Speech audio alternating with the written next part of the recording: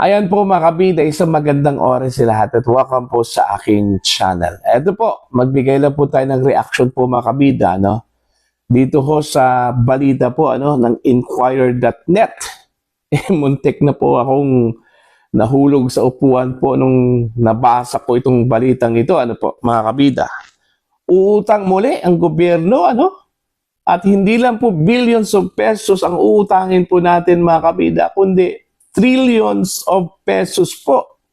Nako po, ang laki na po yung utang ng Pilipinas mga kabida kung magkaganon, Okay?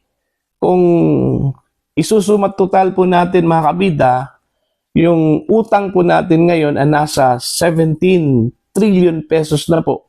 Plus, uutang daw ang gobyerno ng 2.7 trillion pesos po mga kabida para lang po punan yung budget deficit po natin o fiscal deficit po natin for 2026.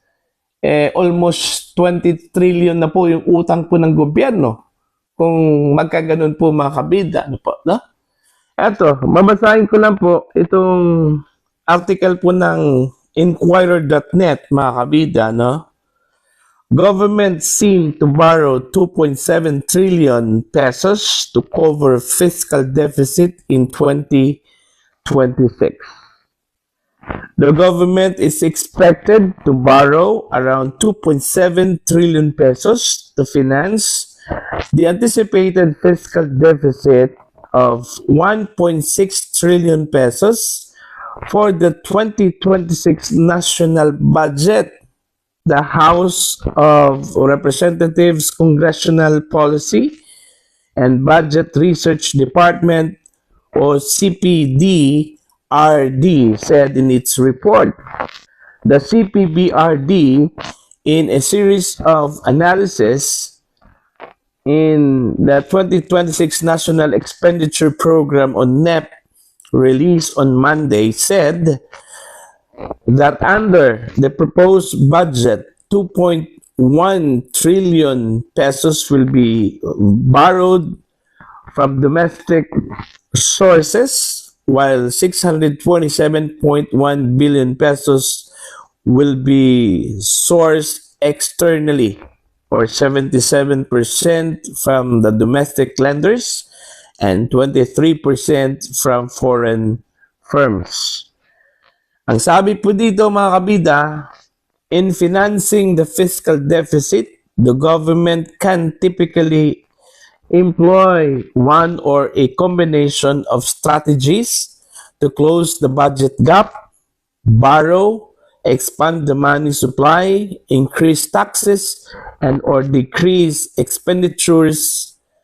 In recent years, approximately 75% of government's borrowing have consistently come from domestic sources, CPBRD said.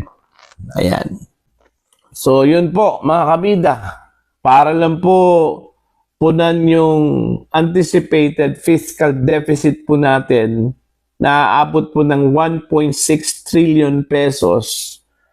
Kailangan daw tayong umutang po muli, ng panibagong 2.7 trillion pesos po mga kabida, Laki talaga.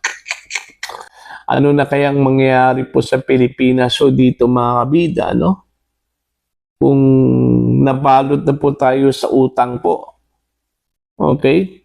Kakayanin pa kaya ng gobyerno po mga kabida na bayaran itong utang na ito, po? Kasi yung projection po na aabot po ng 20 trillion pesos yung utang po ng gobyerno mga kabida, sa 2028 po. Mas mauuna po dito mga kabida. Okay? Ng 2 taon, yung magiging 20 trillion pesos po mga kabida ang utang po ng Pilipinas. Dahil dito sa na-project po nilang 1.6 trillion na fiscal deficit po for 2026. Ang tanong kasi dito, nasaan na pala yung pera po natin? Bakit ho tayo nagkaroon po ng deficit? Yun yung malaking tanong eh. Tama yung sinabi po mga kabida, no, ni Senator Marcoleta noong kasagsagan po ng campaign period, ano po, na lumulobo po mga kabida yung ating budget deficit taon-taon.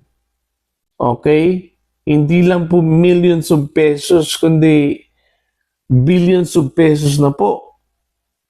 Kaya nga ang ginawa daw ng gobyerno bilang strategiya po mga kabida, umuutang, okay, mula sa either external or domestic lenders.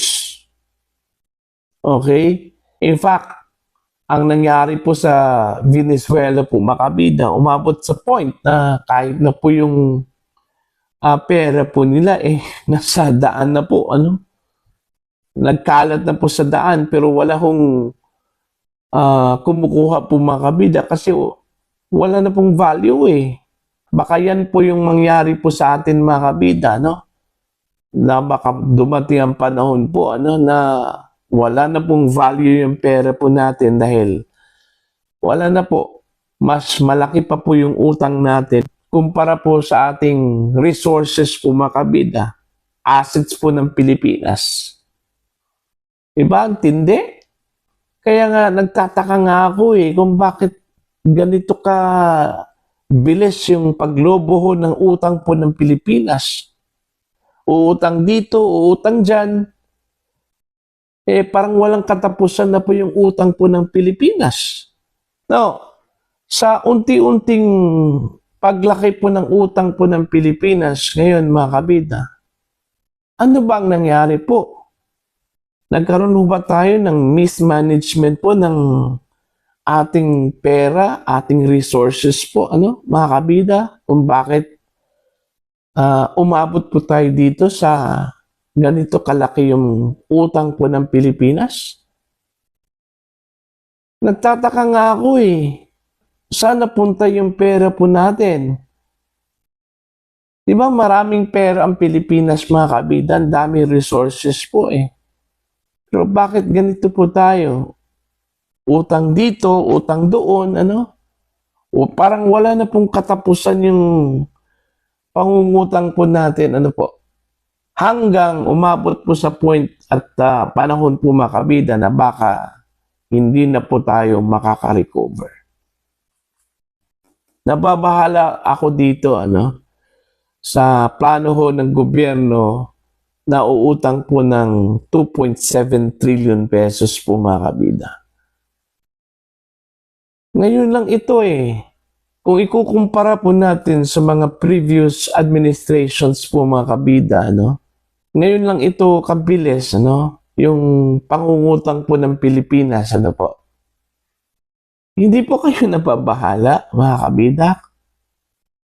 Hindi po kayo natatakot para ho sa future po ng mga anak ko ninyo? Okay, dahil ho dito sa lumulubong utang po natin.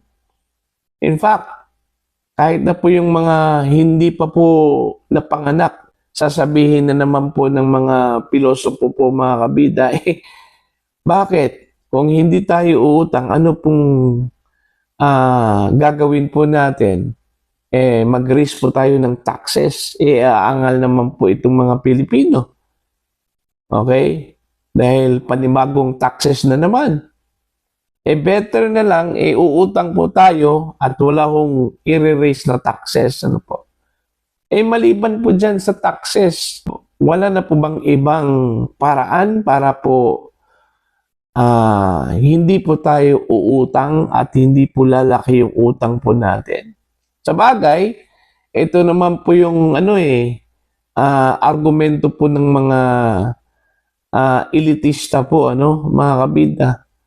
Yung sinasabi po nila na normal lang po yung umutang kasi po yun yung kalakaran po. Hindi po lalago ang isang bansa kung hindi uutang. Kaya nung nakita ko yung video, yung budget deliberation po mga kabida noong 2024, kung saan po ay ginisa po ng husto itong si dating Congresswoman Stella Kimbo mga kabida, Okay?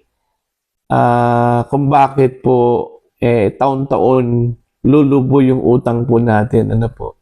Dahil kailangan daw nating umutang para makasurvive po tayo at para lalago po yung ating ekonomiya. Kasi yung pangungutang daw normal lang po daw yun, mga kabida. Kahit na yung mga malalaking bansa daw ay umuutang pa rin, ano?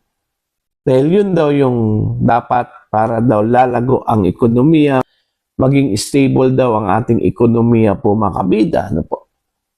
Ganun yung konsepto, ganun yung mindset, mga kabida nila, ano?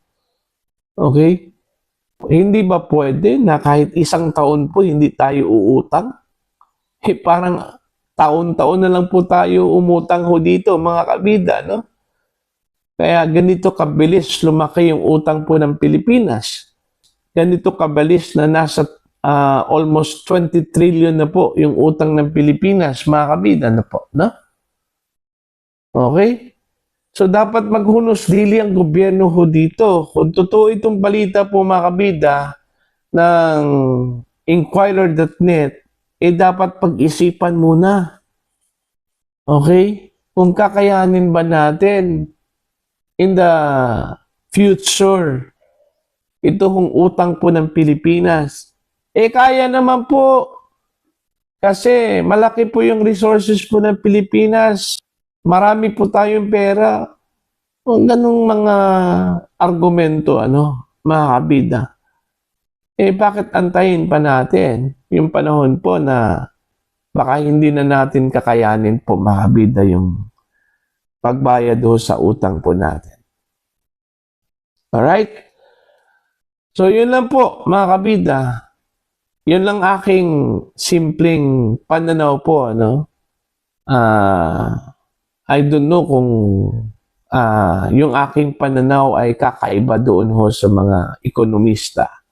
Doon po sa mga magagaling, basta sa simpleng pananaw po ng isang Pilipino, nababahala talaga ako dito ho sa sitwasyon po natin, yung plano ho ng gobyerno na uutang muli ng 2.7 trillion pesos po, makabida.